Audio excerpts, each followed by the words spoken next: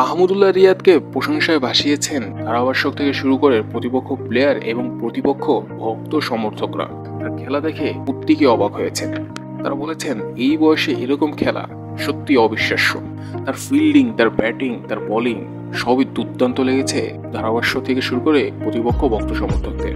আমাদের কাছে তো ভালো লেগেছে, কারণ আমাদের তো একমাত্র ভরসার নামই হচ্ছে মাহমুদুল্লাহ রিয়াদ। এই মাহমুদুল্লাহ রিয়াদরাই বাংলাদেশের মান সম্মানটাকে উচ্চ পর্যায়ে নিয়ে যান।